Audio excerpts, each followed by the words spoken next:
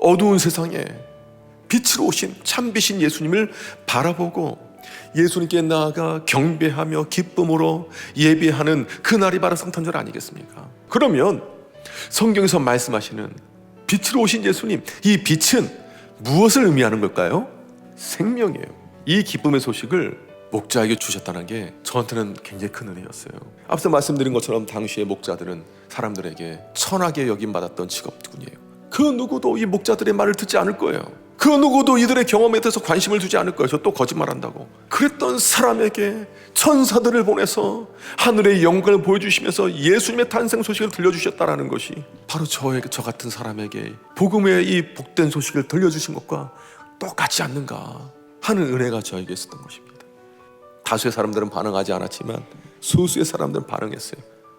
하나님께서 그들을 선택하셨다는 놀라운 그 은혜가 있을 뿐만 아니라 여기엔 그들이 성탄의 기쁨을 누릴 수 있었던 그 믿음의 모습이 있었습니다. 그 두 가지를 보겠는데, 첫 번째가 뭐냐면 순종의 믿음으로 반응을 하다. 그들은요 순종의 믿음으로 반응했던 사람들이에요. 먼저 마리아와 요셉 있지 않습니까? 천사를 통해서 예수님께서 태어나실 것이라는 것이 선포되었을 때 받아들이기 힘든 메시지였습니다. 그런데 그들은 아멘으로 반응했어요.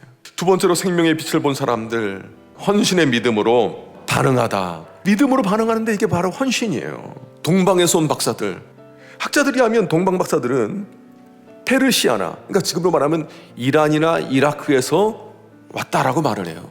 적어도 1500km 이상을 온 사람들입니다. 1500km나 되는 행렬을 걸어 오려면 얼마나 많은 준비를 해야 됐겠습니까? 얼마나 많은 희생을 치러야 됐겠습니까? 얼마나 많이 노력해야 됐겠습니까? 그럼에도 불구하고 그들은 말씀이 있었을 때 헌신의 모습이 있었던 거예요.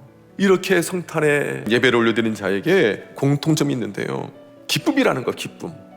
그러니 사랑하는 성도 여러분, 우리는 오늘 이 믿음으로 소망을 바라봐야 됩니다. 성탄을 맞이한 사람들 또한 나에게 주시는 그 생명의 빛 가운데, 생명의 빛이 내 가운데 비치니까 얼마나 기쁘겠어요.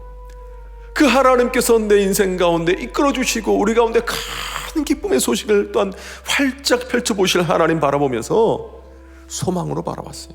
지금 당장 내 인생 가운데 어떤 극단적인 변화가 일어나지 않았다 할지라도 그게 문제가 되지 않아요. 여전히 하나님께서는 우리 가운데 생명의 빛을 비춰주시고, 여전히 하나님께서는 우리 가운데 소망의 빛을 주심으로 우리를 이끌어 주시고, 우리의 목자 되신 주님께서 우리와 함께 하시며 우리를 위로하시고 우리 가운데 기쁨을 주시고 우리 가운데 소망을 주시고 우리의 연약한 무릎을 다시금 힘을 주셔서 세워 일으켜 주실 줄 믿습니다. 그 주님 바라보고 성탄의 이 아침에 주님과 동행하기로 다짐하고 우리에게 생명의 빛을 주신 그 생명의 은혜를 우리가 세상으로 또한 흘려보내리라 다짐하며 오늘도 주님 안에서 평안을 누리며 기쁨을 누리는 우리의 잠실 새내교회 모든 교우님들 되기를 주님의 이름으로 축복합니다.